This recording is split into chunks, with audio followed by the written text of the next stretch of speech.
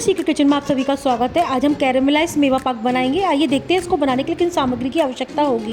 आइए देखते हैं इस स्वादिष्ट पाक को बनाने की रेसिपी। सबसे पहले मैंने अपने मेवा को क्रश कर लिया है, या आप इसे काट भी सकते हैं। यहाँ पे मैंने तोड़ लिया है और इसे हम ड्राई रोस्ट करेंगे। नट्स अपनी चॉइस के अकॉर्डिंग हम कम ज्यादा कर सकते हैं। मैंने कैरेमलाइज्ड पाक को बनाने के लिए बादाम, काजू, मखाने और मिक्स सीड्स लिए हैं। आप कोई और नट्स भी ले सकते हैं या उनकी मात्रा अपने टेस्ट के अकॉर्डिंग कम ज्यादा कर सकते हैं, मगर नट्स का रेशियो हमें उतने ग्राम में ही रखना है। मैंने यहाँ पे टोटल 2.5 कप नट्स का मेजरमेंट दे रखा है, तो आपको ध्यान रखना है इसको बनाते वक्त आपको 2.5 कप नट्स लेने हैं, लेकिन आप उसका रेशियो अपने टेस्ट के अकॉर्डिंग नट्स को कम या ज़्यादा कर सकते हैं। तो आपको इस बात का ज़रूर ध्यान रखना है। इसके बाद जब हमारे नट्स अच्छे से ड्राई रोस्ट हो जाएंगे, इसके बाद हम मखाने करेंगे। अब मखाने को भी हमें अच्छे से ड्राई रोस्ट करना है जब तक कि वो अच्छे से टूट ना सके हाथ से। मखानों को भी हम धीमी आंच पे ही ड्राई रोस्ट कर लेंगे। अब आप देख सकते हैं कि मेरे मखाने हाथ से ईजिली टूट रहे हैं। अब मैं इसे थोड़ा ठंडा करूंगी और ठंडा करने के बाद इसे मिक्सर जार में पीस लूंगी। हमें मखानों को पीस कर ही अपनी चिक्की में या अपने पाक में ऐड करना है, नहीं तो मखाने बहुत हल्के होते हैं और वो अच्छे से जमेगी भी नहीं। अब मैंने अपने मखानों को थोड़ा दरदरा कोर्सली पीस लिया है। आप देख सकते हैं मैंने बहुत महीन नहीं किया है, बस मैंने इसे एक बार ही चलाया था और इसे अब मैं निकाल लूंगी।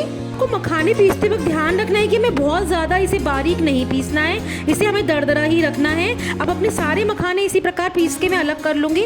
अब मैंने एक कढ़ाई रख दी, उसमें 1 बड़ा चम्मच घी डाला है और उसके बाद मैंने जितनी चीनी बताई है, यहाँ पे मैंने 1.5 कप चीनी डाली है। जिस कप से हमने मेवा नापी थी उसी कप से हमें चीनी डालनी है। आपको इस बात का ध्यान रखना है, तभी आपकी चिक्की बिल्कुल परफेक्ट जमेगी। और उस घी में हम चीनी डाल देंगे और चीनी डालने के बाद हमें अपनी कढ़ाई छोड़नी नहीं है और चीनी को चलाते रहना है, नहीं तो चीनी हमारी जल सकती है और हमारा पाक कड़वा हो जाएगा। अब धीरे धीरे चीनी मेल्ट होने लगेगी और वो लिक्विड फॉर्म में आने लगेगी। आप मेरी वीडियो में देख सकते हैं कि किस तरह से वो लिक्विड फॉर्म में आती जा रही है। और तुरंत ही हमें जिस प्लेट में चिक्की जमानी है उसी प्लेट को हमें घी से ग्रीस भी कर देना है। ध्यान रखें हम कोई ऑयल का इस्तेमाल ना करें, नहीं तो हमारी चिक्की में खुशबू आ जाएगी।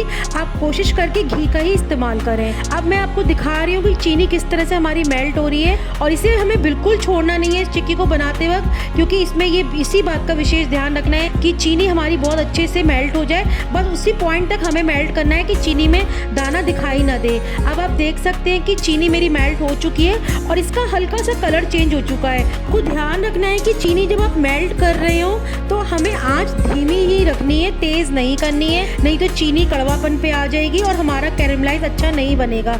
अब आप देख सकते हैं कि इसका कलर कितना येलोइश हो चुका है। अब इसमें हम अपने सारे मखाने और मेवा मिक्स कर देंगे जो हमने तैयार किया है और बहुत जल्दी इसमें सब चीज़ें मिक्स करेंगे। इस समय पे मैंने गैस बंद कर दी है। हमें चीनी को और पकाना नहीं है, बस अपनी मेवा को चीनी के मिक्सचर में मिक्स करना है अच्छे से, क्योंकि चीनी हमारी बहुत गर्म है तो वो मिक्स होती चली जाएगी। अब आप देख सकते हैं किस तरह से हमारा मिक्सचर बनकर तैयार हो चुका है। अब इसे तुरंत ही हम जिस प्लेट को हमने पहले से ग्रीस करके रखा हुआ था घी से, उसमें निकाल लेंगे और इसे हम स्पैचुला की सहायता से दबाएंगे। ध्यान रखना है कि चिक्की को मैंने पूरी प्लेट पे नहीं फैलाया है। ये बहुत अच्छी टिप है। यदि हम चिक्की को बहुत आसानी से निकालना चाहते हैं या हम कोई भी बर्फी या पाक जमाते हैं तो आप आधी प्लेट को खाली छोड़ दें, जिससे कि आप उसमें चाकू आसानी से घुसाकर उसको पूरा की पूरा साबुत निकाल सकते हैं। अभी आप आगे मेरी वीडियो में देखेंगे किस तरह से मेरी चिक्की निकल के तुरंत ही तैयार हो गई है और इसे निकालने में मुझे जरा भी कठिनाई नहीं हुई है। मैंने पूरा चकता साबुत की साबुत निकाल लिया है। 20 से 25 मिनट के रेस्ट करने के लिए छोड़ देंगे। इस पाक को हम टॉफी पाक भी कह सकते हैं। इसका टेस्ट बिल्कुल टॉफी की तरह आता है।